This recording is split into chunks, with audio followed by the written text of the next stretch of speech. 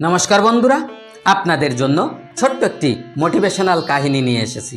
কাহিনীটি শুনুন, আপনাদের চিন্তাধারা বদলে যেতে পারে। এক কৃষক ছিল, তার একটি ছোট জমি ছিল।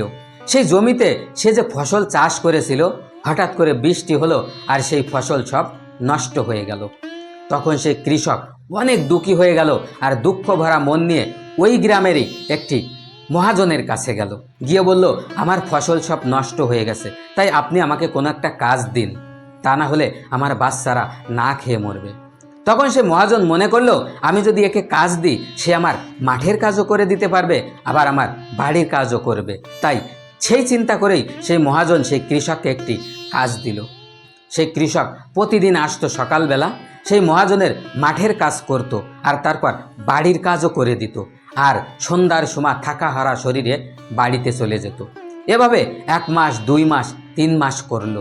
করার পর যখন মাঠের ফসল সব উঠে গেল, তখন ওই মহাজন ভাবলো যে আমি শুধু শুধু ওই কৃষককে টাকা কেন দেব, তাই আমি কাল ওকে আর আসতে মানা করব। তাই সে সেই কৃষককে ডাকলো আর বলল, কাল থেকে তুমি আর আসবে না, কেননা আমার মাঠের কোনো কাজ নেই, তাই তুমি আর আসবে না, আমি তোমাকে শুধু শুধু টাকা দিতে পারবো না। তখন সেই কৃষক কান্না করতে শুরু করলো। সে বলল, মাঠে কাজ নেই কি হয়েছে, আমাকে আপনার বাড়িতে একটি কাজ দিন। তখন সেই মহাজন কোনো কথা শুনল না আর সেই কৃষককে সেখান থেকে তাড়িয়ে দিল।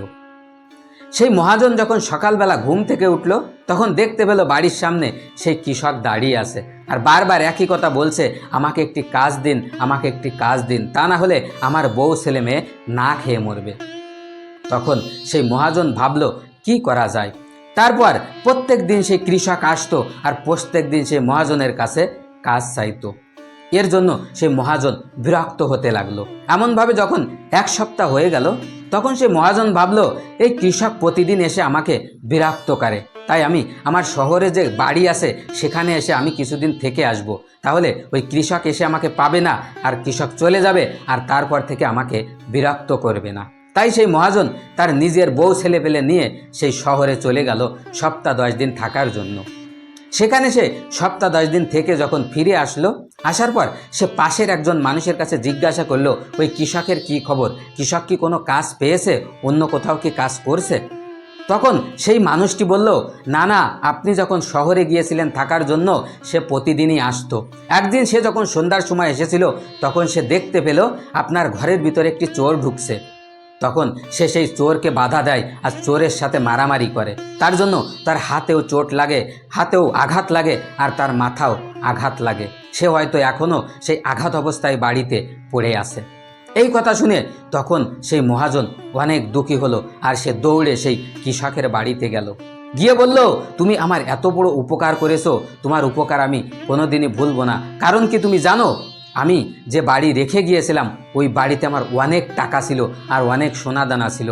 ওই চোর যদি আসতো তাহলে সব নিয়ে যেত, আমার অনেক ক্ষতি হয়ে যেত।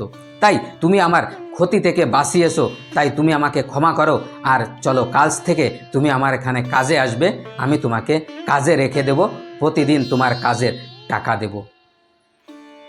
তো বন্ধুরা, ছোট্ট কাহিনী আমাদের এই শেখায় যে দুর্বল মনে করে, গরিব মনে করে কাউকে কখনো তুচ্ছ মনে করবেন না।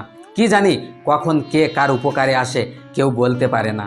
তাই নিজে সাবধান থাকুন আর এই গল্পটি থেকে একটু শিক্ষা নিন। আর গল্পটি যদি ভালো লাগে তাহলে অবশ্যই একটা লাইক আর একটা সাবস্ক্রাইব করে বেল আইকন প্রেস করে দেবেন, যেন আমি আপনাদের সাথে জুড়ে থাকতে পারি আর আমার এই চ্যানেলে এমন ছোট ছোট অনেক কাহিনী দেখতে পাবেন।